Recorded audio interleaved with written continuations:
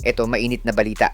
Arvin Tolentino, always ready to play daw sa Gilas kung sakaling imbitahan siya ulit para maglaro sa national team. Pwede nga ba siya maging game changer sa third window?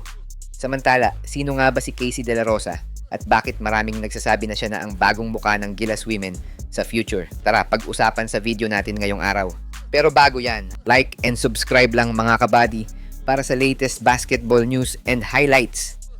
Siya nga pala mga idol, sa mga naghahanap ng legit na Gilas jerseys at iba pang paraphernalia ng Gilas, pwede mong i-click yung product link sa gilid ng aking mga video at makikita mo na sa kanan ang lahat ng legit stores na nagbebenta ng mga high quality merch ng Gilas. Maraming salamat mga idol! Sa loob ng maraming taon, kapag sinabing Philippine Women's Basketball, halos palaging naaalala natin ay si Jack Animam. Dahil siguro, siya ang pinakamatangkad na player natin sa mga nakalipas na taon. Kaya siya na ang naging muka ng women's team ng Gilas. Pero this year at sa kakatapos lang na FIBA Women's Qualifying Tournament, may isang player na talaga namang nag-shine sa Gilas women's team natin. At yan ay si Casey De La Rosa. Sa taas lang na 6 feet, talaga namang nag-all eyes ang Pilipinas sa kanya matapos niyang dominahin ang laban nila kontra sa world's number 19 na Colombia. Pero alam nyo ba mga idol na hindi basketball ang unang sports ni Casey? Nagsimula siya bilang volleyball player nung high school. Pero dahil sa kanyang height na 6 feet at mahahabang galamay, nakita ng mga scouts sa Chiang Kai-shek College na mas bagay siya sa basketball. At doon na nagsimula ang journey niya as varsity basketball player. At sa pagiging bangko sa high school, ay siya namang pag-angat ng kanyang karera sa college. Paano ba naman?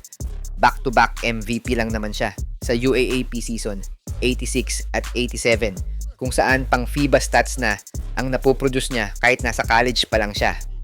Kaya marami ang nagsasabi na she is one of the brightest women player na pwede sa Gilas national team, at hindi naman nabigo ang Gilas fans dahil last SEA Games sa Thailand, isa si De La Rosa sa naging primary front woman ng Gilas Women dahil sa absence ni Jack Animam na noon nga ay may injury kaya hindi siya nakasama sa national team.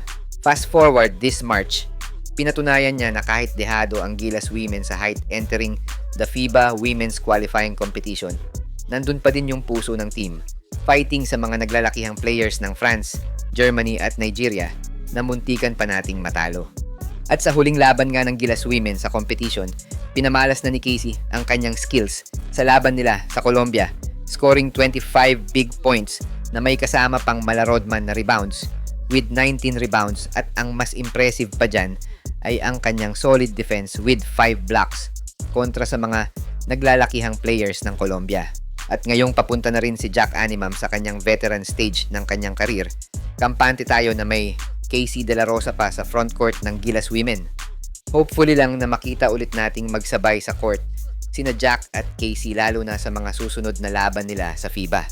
Samantala, ready to play daw si KBL Asian import Arvin Tolentino matapos siyang tanungin kung willing pa ba siyang maglaro sa Gilas national team.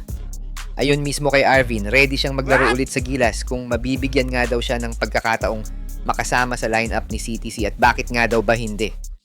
Kung matatandaan nga ay naging parte ng 12-man roster ni Coach Tim Cone si Arvin. Sa 61 years na drought ng Pilipinas sa gintong medalya sa Asian Games, kung saan pinataob nila ang host country na China sa semis at talunin ng RHJ-led na Jordan sa finals. Ayun pa kay Arvin, if ma-extend nga daw ang final 15 players ni CTC ngayon, ay always ready daw siya if sakaling tawagan siya ng SBP o ni Coach Tim mismo. Pero sa tingin nyo mga idol, magiging game changer kaya si Arvin kung sakaling makapasok ulit siya sa Final 12 ni Coach Tim Cone? Sa mga gusto pala manood ng laban ng Gilas sa FIBA World Cup qualifiers nang walang delay at free for life, magbibigay po kami ng free live streaming link. All you have to do is i-like lang po ang aming Facebook at YouTube channel para mabigyan po kayo ng unlimited access sa mga sports games sa buong mundo.